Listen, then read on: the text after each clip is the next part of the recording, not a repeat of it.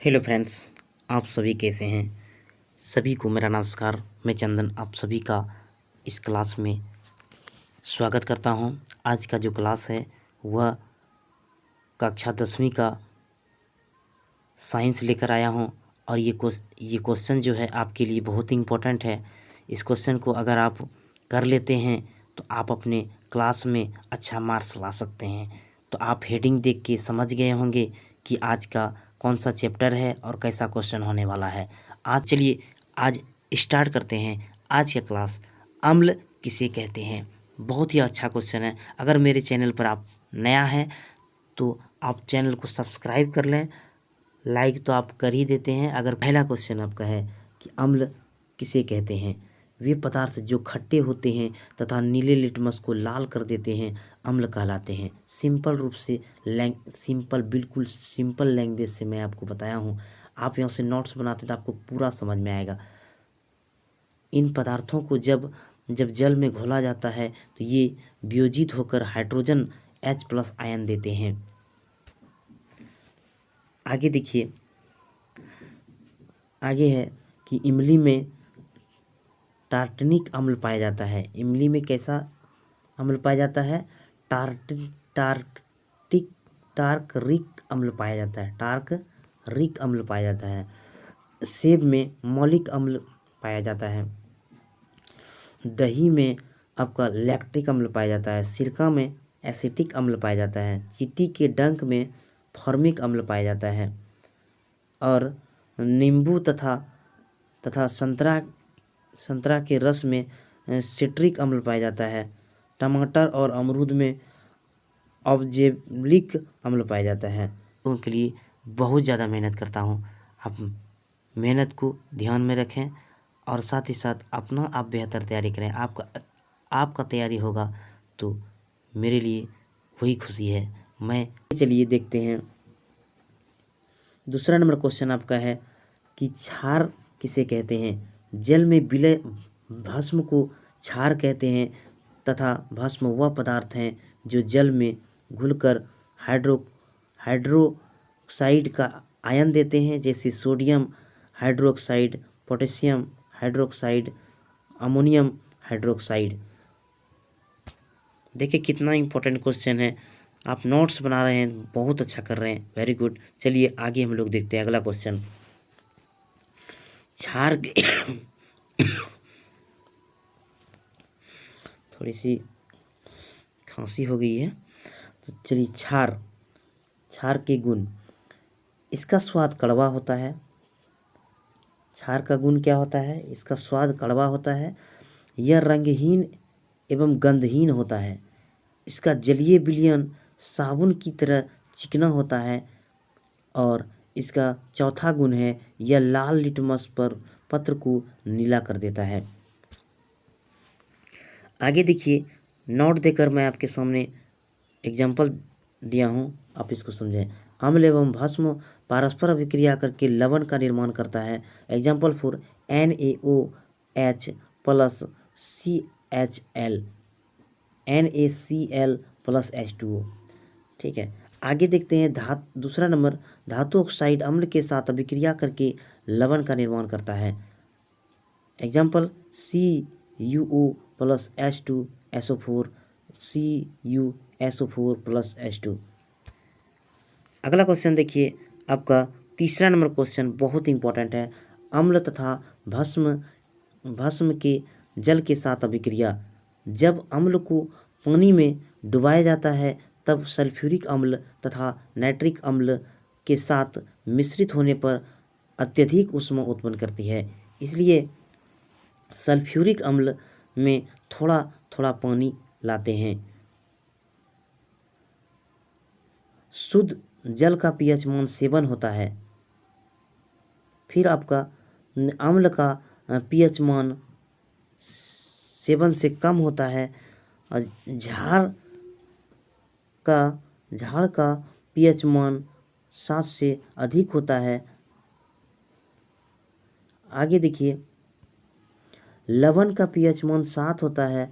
अम्ल एवं क्षार एवं दूसरे को उदासीन करती है। अगला क्वेश्चन देखिए, प्रबल अम्ल किसे कहते हैं?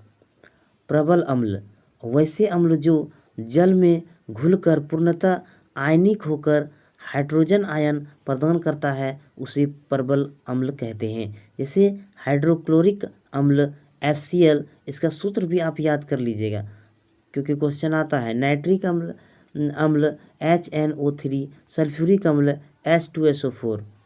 ठीक है, अगला क्वेश्चन देखिए 5 नंबर क्वेश्चन है आपका, दुर्बल अम्ल किसे कहते हैं?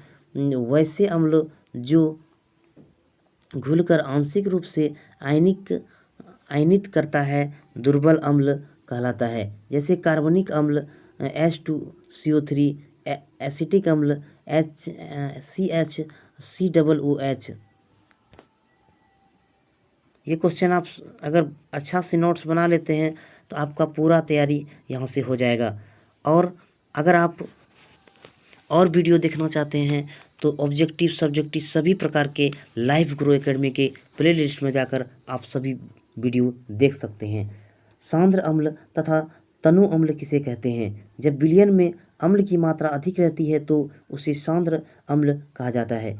इसमें जल की मात्रा कम होती है। अगला पॉइंट देखिए, जब विलयन में अम्ल की मात्रा कम होती है उसे तनु अम्ल कहा जाता है। ये बहुत इंपॉर्टेंट है। जब विलयन में अम्ल की मात्रा कम होती है तो उसे तनु अम्ल कहा जाता है। इसमें जल की मात्रा अधिक होती है। और जब विलयन में अम्ल की मात्रा अधिक रहती है उसे सांद्र अम्ल कहते हैं। ठीक है, कम रहती है तो उसे तनु अम्ल कहते हैं और अधिक रहती है तो सांद्र अम्ल कहते हैं। और इसमें जल की मात्रा कम होती है और आपका तनु अम्ल में जल की मात्रा अधिक होती है। अगला क्वेश्चन देखिए 7 नंबर क्वेश्चन आपका है कि प्रबल भस्म क्या है? वैसे भस्म जो जलीय विलयन में पूर्णतः चयनित होकर हाइड्रोक्साइड आयन देता है तो उसे प्रबल भस्म कहते हैं। जैसे sodium hydroxide, potassium hydroxide. 8 number question है आपका, 8वां नंबर क्वेश्चन है, दुर्बल भस्म क्या है?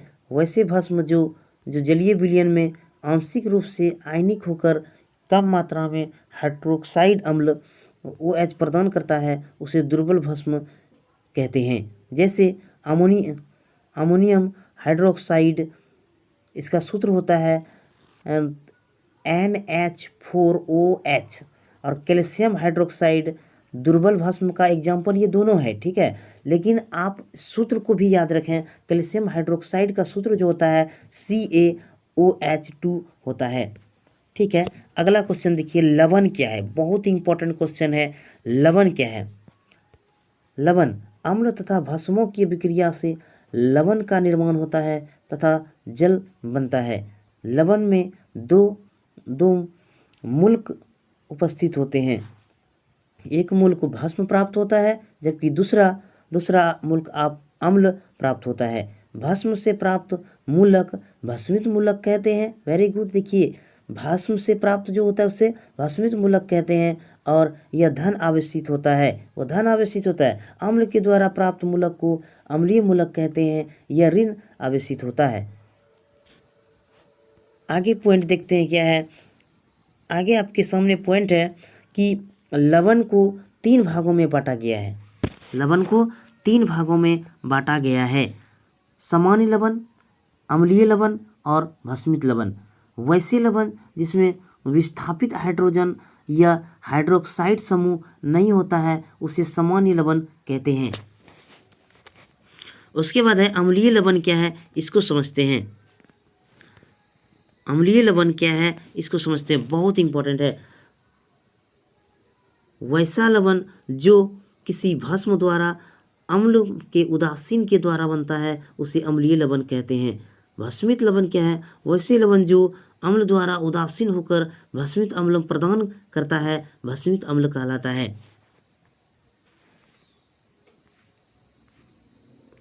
अगला क्वेश्चन देखिए। अगला क्वेश्चन आपका, कास्टिक सोडा क्या है? कास्टिक सोडा का रासायनिक नाम सोडियम हाइड्रोक्साइड है। कास्टिक सोडा का रासायनिक नाम क्या है? Sodium hydroxide. इसे सोडियम क्लोराइड संतृप्त जलीय विलयन का विद्युत अपघटन के द्वारा प्राप्त किया जाता है।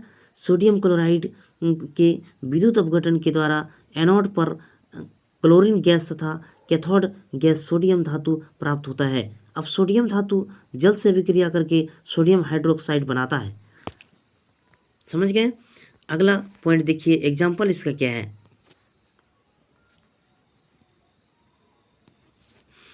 एग्जाम्पल है Na+H2O इक्वल टू NaOH+H2। इस विधि को क्लोर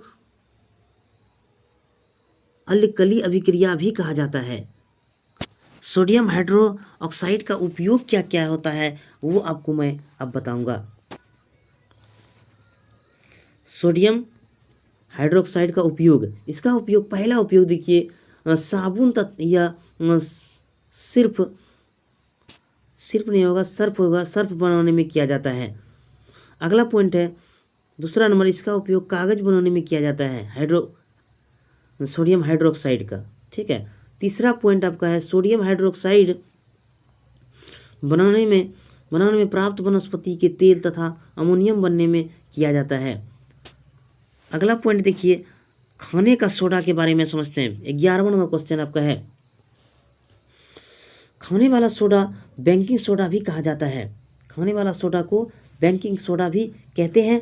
इसका रासायनिक नाम सोडियम बाइकार्बोनेट है। इसका रासायनिक नाम क्या है? Sodium bicarbonate, sodium hydrogen carbonate, या दोनों कह सकते हैं, सोडियम हाइड्रोजन कार्बोनेट या सोडियम बाइकार्बोनेट। इसका रासायनिक सूत्र देखिए क्या होता है, आपको अच्छी तरह से दिखा देता हूँ। रासायनिक सूत्र इसका जो होता है खाने का सोडा, NaHO3 होता है। बनाने का नियम, अमोनियम गैस संतृप्त सोडियम क्लोराइड के जलीय विलयन में कार्बन डाइऑक्साइड गैस प्रभावित करने से सोडियम कार्बोनेट प्राप्त होता है। इसका सूत्र जो होता है, एग्जांपल देख लीजिए, NaCl+H2O CO2 इक्वल टू समीकरण जो बनता है NH4Cl NaHO3। चलिए अब हम लोग समझते हैं कि खाने वाला सोडा जो होता है उसका गुण क्या होता है। गुण, यह एक सफ़ेद कठोर पदार्थ है तथा जल में घुलनशील है। इसका जलीय विलयन क्षारीय होता है। इसका pH मान 7 से अधिक होता है तथा लाल लिटमस को नीला कर देता है। अगला पॉइंट देखिए, बहुत इंपॉर्टेंट है आपका, बहुत इंपॉर्टेंट क्वेश्चन है। खाने वाले सोडा का उपयोग क्या क्या होता है वो देखिए। इसका उपयोग खाना बनाने के लिए किया जाता है। इसका उपयोग पाव रोटी केक बनाने में किया जाता है। इसका उपयोग औषधि बनाने में किया जाता है। अगला क्वेश्चन देखिए, धोबिया सोडा बनाने की विधि का वर्णन करें। धोने का सोडा रासायनिक नाम सोडियम कार्बोनेट डेकाहाइड्रेट होता है। इसका रासायनिक सूत्र जो होता है Na2CO3 10H2O होता है। यह सॉल्व विधि द्वारा बनाया जाता है। खाने वाले सोडा को गर्म करने पर सोडियम कार्बोनेट प्राप्त होता है तथा सोडियम कार्बोनेट जल के साथ अभिक्रिया करने पर धोने का सोडा बनता है। इसका एग्जाम्पल देख लीजिए, आप इसको नोट्स बना लें और इसको अपने कॉपी में अगर उतार रहे हैं तो, और आप नोट्स बना रहे हैं तो आपके लिए बहुत इंपॉर्टेंट है। आपका यहीं से क्वेश्चन आने वाला है। आप तब तक देखते रहें लाइव ग्रो एकेडमी। इसका अगला क्लास में अगले वीडियो में बताऊंगा। तब तक आप बने रहें हमारे साथ, और वीडियो अगर अच्छा लगा तो प्लीज़ सब्सक्राइब और लाइक कर दें। कमेंट तो आप कर ही देते हैं। चलिए, तब तक के लिए धन्यवाद।